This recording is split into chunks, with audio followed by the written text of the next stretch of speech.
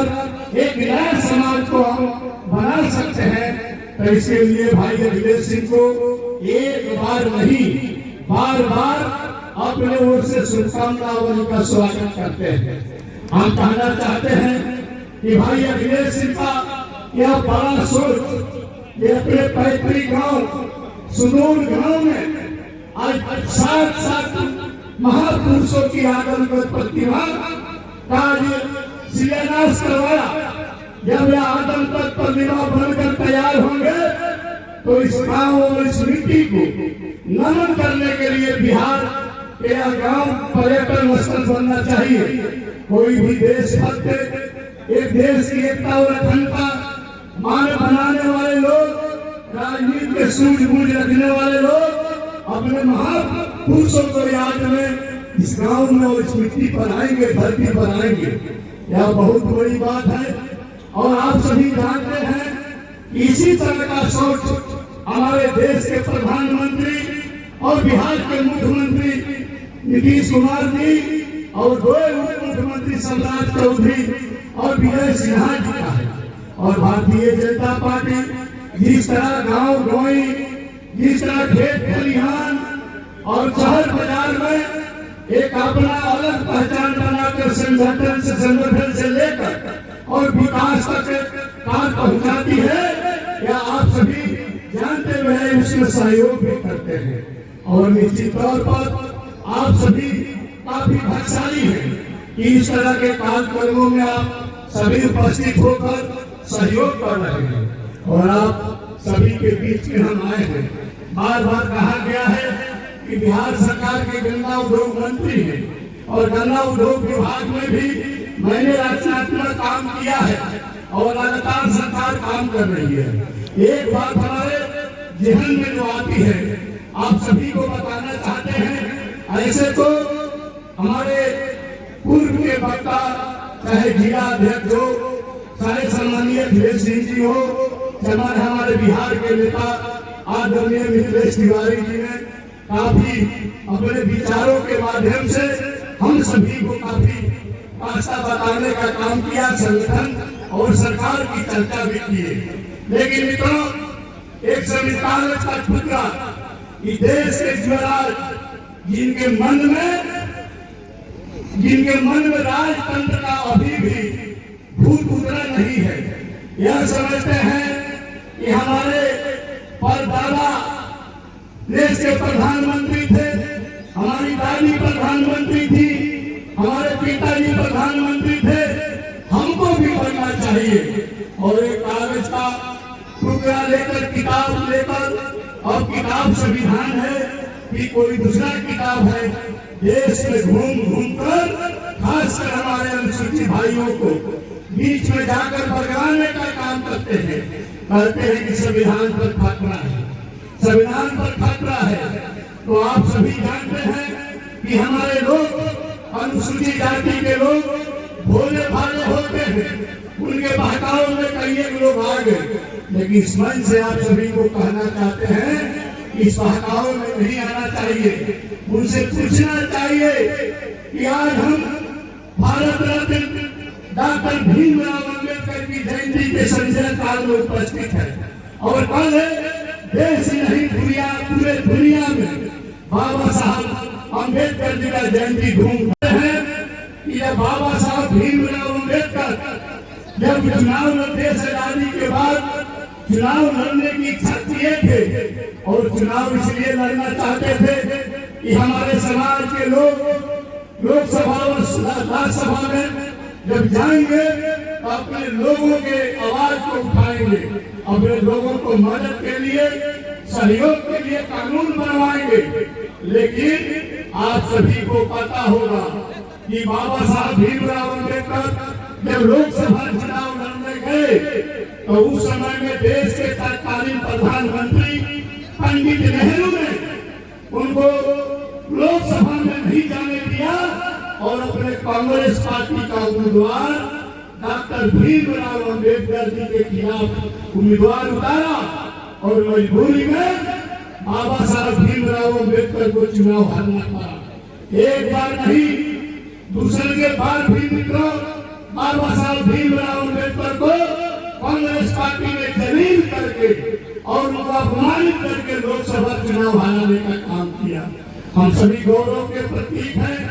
जब देश में दो बार चुनाव हार गए, बाबा साहब भीमराव अम्बेडकर जिन्होंने संविधान निर्माण किया, वैसे व्यक्ति को हराया गया तो वो तत्कालीन जनसंघ पार्टी के संस्थापक सदस्य सम्मानीय श्यामा प्रसाद मुखर्जी जी के सहयोग से बाबा साहब को बुलाकर उनको राज्यसभा का टिकट देकर राज्यसभा में भेजने का काम किया।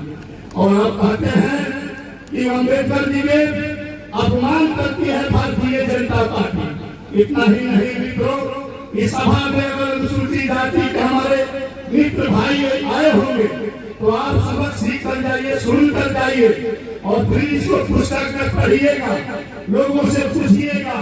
इतना ही नहीं, 55 वर्ष तक देश में कांग्रेस पार्टी की सरकार चली और बाबा साहब भीमराव अम्बेडकर को भारत रत्न का उपाधि कांग्रेस पार्टी की सरकार ने नहीं दिया। कौन दिया मित्रों? भारतीय जनता पार्टी की सरकार ने देश रत्न का उपाधि बाबा साहब भीमराव अम्बेडकर को दिया। 55 वर्षों के शासन में बाबा साहब भीमराव अम्बेडकर का फोटो लोकसभा के सदन में और राज्यसभा के सदन में नहीं लगवाया था।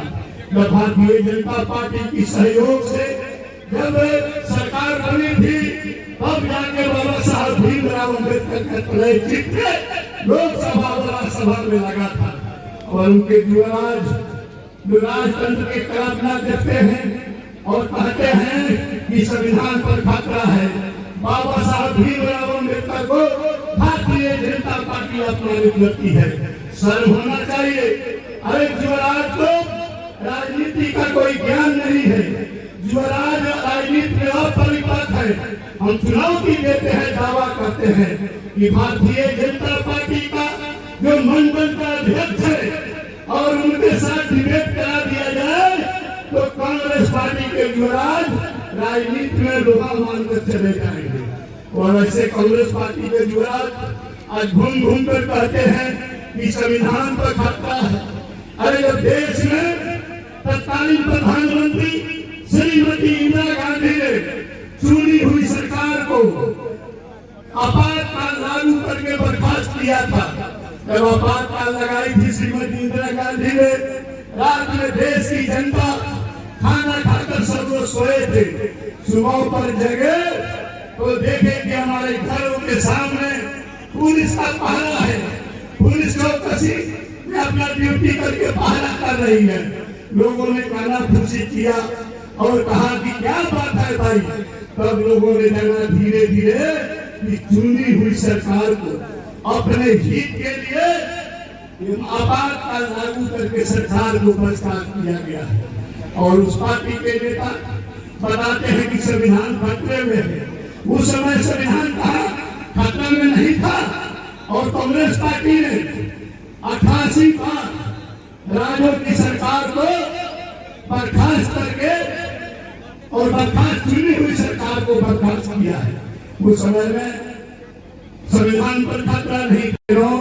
हमारे नेता आदरणीय मिथिलेश तिवारी ने बातूरी बताए हैं, लेकिन मैं आपसे कहना चाहता हूं कि कल बाबा साहब भीमराव अम्बेडकर की जयंती समारोह है। हम सभी संध्या बेला पर उपस्थित हैं। हम अपने काफी सक्रियता को निभाकर हर गांव में, कस्बे में, खासकर अनुसूचित जाति के बस्ती में बाबा साहब के तस्वीर को लगाकर और माला चढ़ाकर अनुसूचित जाति बस्ती के लोगों को जमा करके बाबा साहब भीमराव अम्बेडकर की जीवनी को बताने का काम हम सभी करेंगे। और संविधान पर खतरा है और भारतीय जनता पार्टी अम्बेडकर जी को अपमान करती है, इस बात को भी चर्चा करना है। मित्रों, उसी तरह बिहार के युवराज जी जो सपना सजाकर घूम रहे हैं कि हम सत्ता में आ जाएंगे, हमारी सरकार बन जाएगी, उनसे पूछना चाहिए कि आप सीना ठोक कर कहते हैं कि लालू जी का मैं बेटा हूँ, लालू जी का खून हमारे शरीर में है, मैं छूटने वाला नहीं हूँ।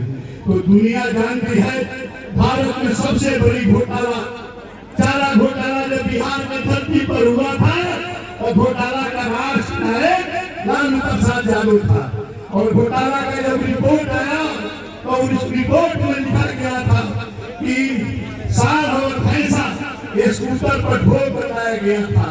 और ऐसे घोटाला बिहार में कभी जंगल राज था, बिहार की खजाना को लूटा जा रहा था, बिहार में अराजकता की स्थिति थी और बिहार में अराजकता फैला इतना था कि हर लोग कह रहे थे कि सरकार से निजात कब मिलेगी। और ऐसे परिवार से ऐसे सुपुत्र उनके लालू जी और राबड़ी जी के आकर सपना देख रहे हैं, दीवा सपने कि हम बिहार में सत्ता हासिल कर लेंगे। आपसे पूछना चाहते हैं कि कौन सा सपना देख रहे हैं?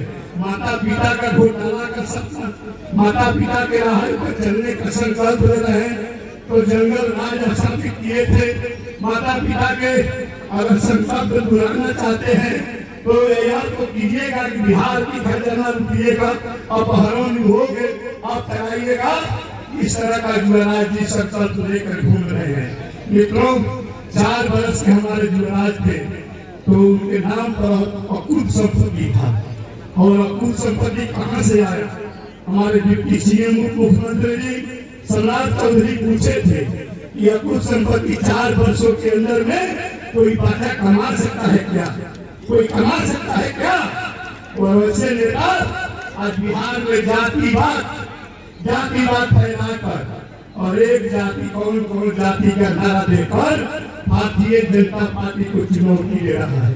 अरे भारतीय जनता पार्टी को चुनौती देना जैसे सूरज को टॉर्च दिखाने की बात है।